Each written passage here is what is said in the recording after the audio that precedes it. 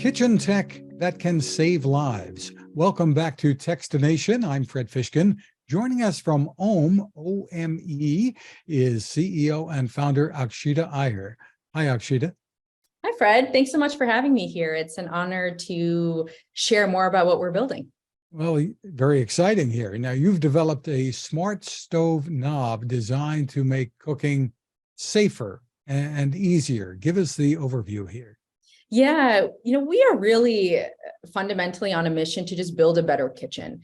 The home has really come to the forefront as being, a very important part of our lives, right? Especially over the last few years. And I started this company simply because I had a personal experience in my own home with my mom.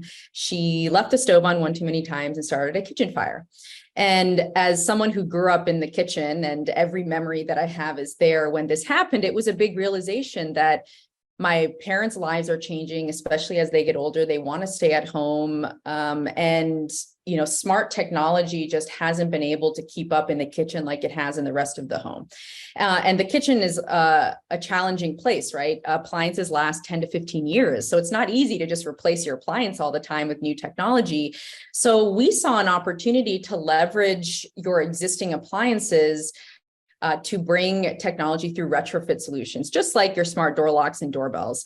So what we've built is the only retrofit system on the market today that can turn your standard gas or electric stove into a smart appliance without the need for a new one. So as you said, we have this smart knob that just replaces your existing stove knob, completely DIY to install, takes under 5 minutes. And importantly, you use your stove like you do every day. So you push, you turn. The only difference is that our device is Wi-Fi connected. It's got a built-in motor, so we can automatically and proactively control each burner based on what's happening in your kitchen. First and foremost, solving for the number one cause of house fires, which is leaving the stove on, just like my mom did, and then building off from there.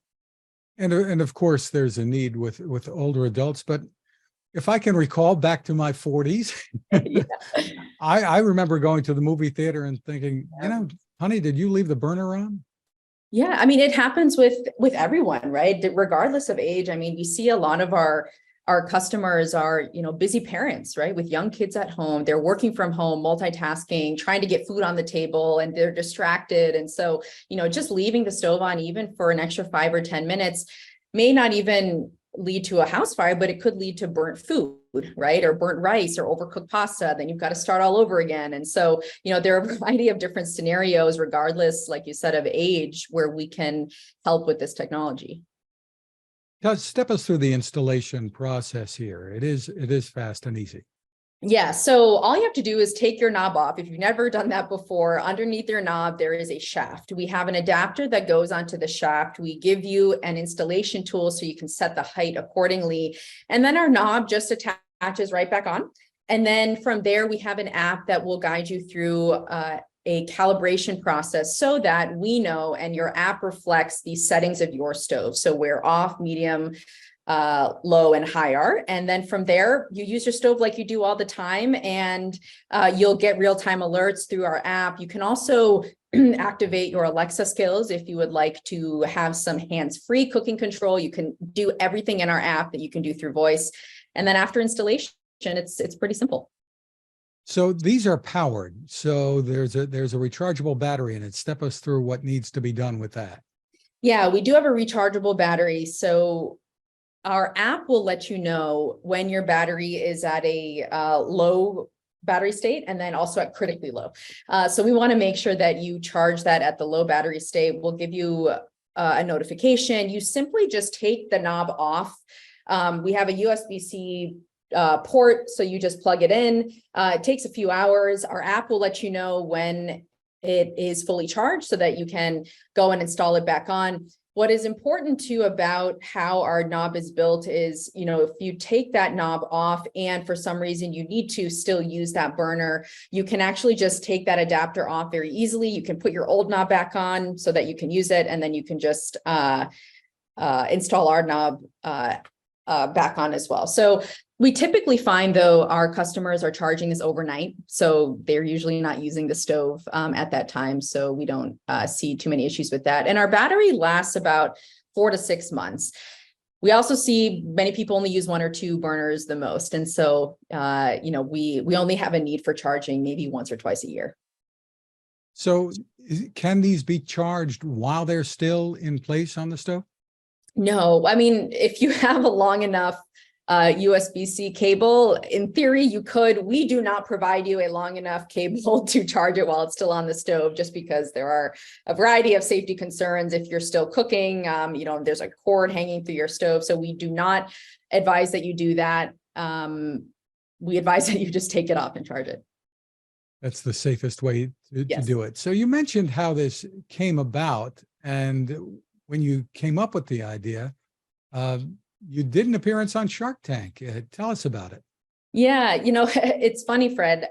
It kind of came full circle, because when I had this experience in my own home, this was around the time where I was actually watching a lot of Shark Tank. So my degree is in neuroscience, so never expected to know anything about or so much about kitchen appliances. But I took a few gap years. I worked at a hospital and was watching a lot of Shark Tank, and to be honest, got very inspired by all of these entrepreneurs that didn't have your typical engineering, product development, ex-Apple, Google backgrounds, just building solutions for their own problems. So that's how I really had the courage to start something when I had this incident. And then, a year later, Shark Tank actually found us and reached out and said, hey, you're building something interesting. Would you come on the show? And so it was a very surreal moment to actually be in that tank after watching religiously for a long time. It was a great experience. The power of the show, outside of, that giving you that courage as an entrepreneur, was that, we got so much visibility, right? You have thousands of people that are reaching out, sharing how valuable the technology is. And at the time, we barely had a functioning prototype. So, we weren't able to capitalize immediately on the revenue potential if we had been selling product. But we did hear from so many people about the applications of our technology beyond just peace of mind and safety. Like, can we use this as a way to actually bring true automation to your most used cooking appliance that has traditionally been left out of the smart appliance group? And we were offered a deal from Robert, but didn't take it. He was not the right shark. I don't think it was the right deal. And to be honest, at the time, I was still trying to figure out what this whole startup thing was about. And, I think if we had taken the money at that time, probably would have just gone down the drain. Because we didn't take that money, I had to really just learn. And I went out to the Bay Area for some time, met a ton of founders to figure out, who do you raise money from? How do you raise money? What is a pitch deck? How do you think about, market expansion, go to market? So all in all, I think it worked out in our best interest, but it was a very game-changing experience just to have the courage and the validation that we were actually onto something. And then you ran into, obviously, like everyone, the issues with manufacturing and shipping and all of that, which came at a time when you were ready to get rolling here, right? Yeah, exactly. We brought on our first hire about 6 months before COVID hit. And so, then, we were a fully remote team really until last year.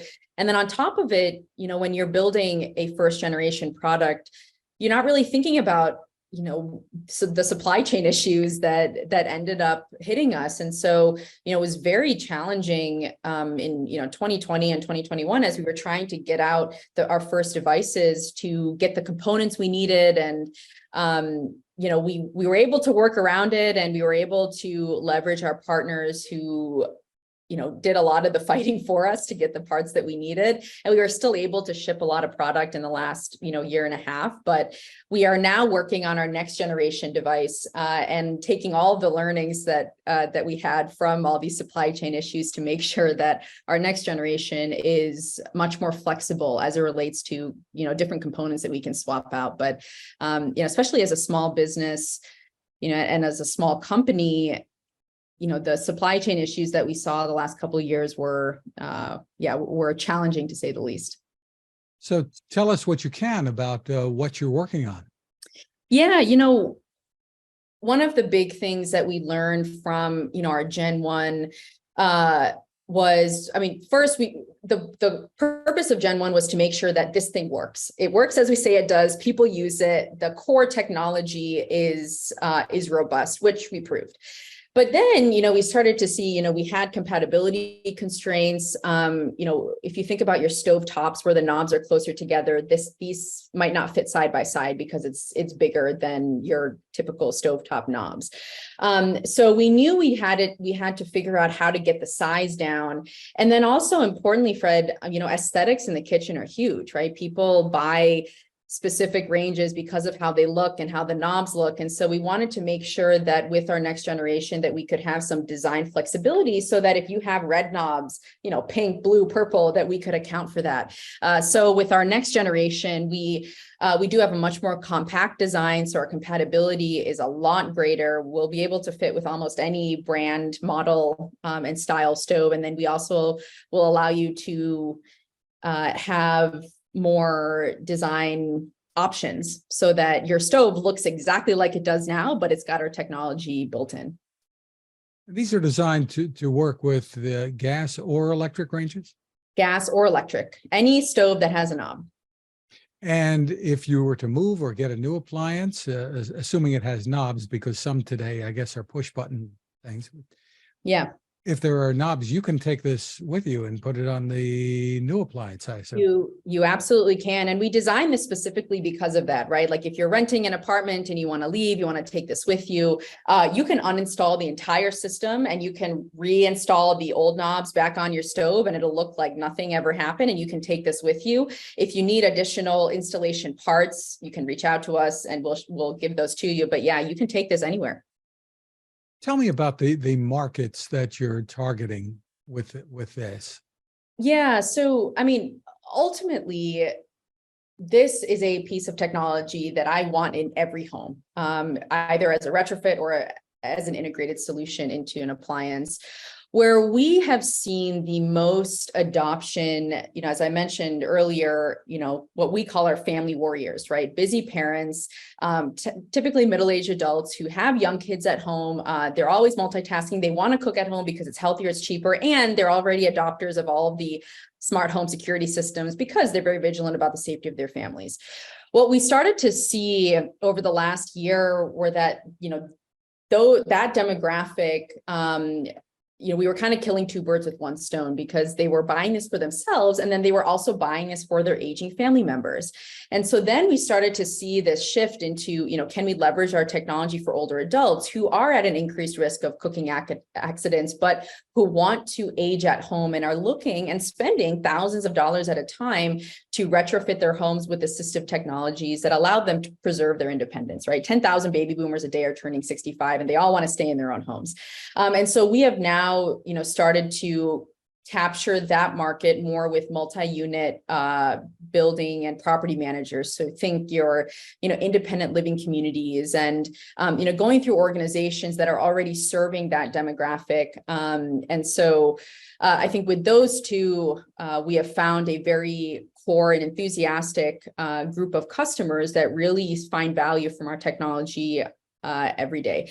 We also do have our early tech adopters, right, who love cutting edge technology and who want to have the smartest home and who have a passion for cooking and using innovation to enhance their skills. So that seems to be where we're playing right now. And I guess a lot of people got into baking bread during this, sometimes on the stovetop too. So yeah, there definitely. you go. So are you looking at other kinds of appliances in the kitchen too? Or are you trying to work with perhaps some manufacturers? Yeah, that's a great question. So we, as I mentioned, we always knew that this was going to be a piece of a larger puzzle. The future of our kitchens is not just a single product, right? It has to be a connected ecosystem that can bring together all the aspects of cooking, whether it's automation or precision, inspiration, community, under one roof. And so While we're not looking at expanding into different appliances, we've already got smart fridges and dishwashers and ovens. What we're looking at is building more vertically. So, now that we have control of your gas and electric stove, your most used cooking appliance, you can imagine a world where we could integrate, let's say, a temperature probe or some computer vision system so that we can actually see what's happening on your stove. We can know when your meat reaches the right temperature, your pot of spaghetti boils, your chicken starts to brown, and create an experience that allows you to really put something on the stove and forget it, right? Set it and forget it. And then also to unlock and capture unique insights into what's going on in your kitchen. We get so much data from all of, the other smart devices we have in our homes. And what I see as one of the best parts about what we're doing is that we now have access to actionable data points every day about consumer cooking behavior, right? How often do you cook? What time of day do you cook? What recipes do you use so that we can continue to personalize that experience for you? And so we are looking at working with and actually exploring some strategic partnerships, especially with those companies that already have very built out digital ecosystems, but don't have something specifically for surface cooking. And when we think about surface cooking, it's not just your stove or your range, but you think outdoor grilling, you think commercial applications. So we're looking at applying our technology in a variety of contexts, but still staying within our lane. Tell us about the alerts that are enabled here and how that can help in a household and maybe even remotely with caregivers or children. So the alerts we have today, basically whenever the knob needs to do something, right? So if you set a cooking timer and that timer expires, we'll send you notification that your stove has turned off and your food is ready. If our auto shutoff engages, we also send you a notification that, hey, your stove was left on, we turned it off for you. You can even go into our app and confirm just to get that visual indication that the knob is off. And then for caregivers and family members, what we see is all of those alerts can be sent to whomever you want them to be sent to. And what we're working on now is actually building in algorithms to be able to detect any variance in cooking activity. So one thing, especially for, the senior living communities is if we can establish a baseline of, how often is someone cooking? Are they cooking every day, every other day? What time? Let's say all of a sudden, there's a resident that doesn't cook for 4 days. We can recognize that is an anomaly in their traditional cooking activity, and we can alert the appropriate caregiver. So, the basic alerts right now are really just keeping you informed of what's happening on your stove. We also have a safety lock, so you can actually lock the knobs if after 9 o'clock nobody should be using it, and if it's turned on, we automatically turn it off, and we will send you notification that your stove is being used when it shouldn't be, and then looking to expand on that based on feedback from our customer base too, on what information and what alerting tools are valuable. And we should tell people that there is no way this can be used to remotely turn the stove on. Yes. For safety reasons, we do not allow remote turn on just mechanically. So if you cook often, you've got to push and turn, that still has to happen. So there's no way for a knob to be turned on remotely. Once you turn it on, then we can take over and either change the temperature or turn it off. So yeah, you are right. No remote turn on. So you don't have to worry about, someone accidentally turning your stove on when you're not there. Tell us about pricing and availability. Yeah, so you can find our device and buy it on our website at omekitchen.com. And we sell our device in different packages. So you can buy a set of 4 for your entire stove at $549. And you can also add additional knobs if you have more than 4 burners. You can also just buy 1 or 2 if you just want to test it out. And let's say you only use 1 or 2 burners the most. So you can find it on our website. And then, as I said, we are also working with senior living communities, independent living communities. So if this is something that you want your community to integrate, you can always reach out to us as well, so we can work with your property managers and facilities managers to get this integrated. Again, the website is omekitchen.com. Akshita Iyer, thank you for spending time with us. Thanks so much, Fred. Glad to be here.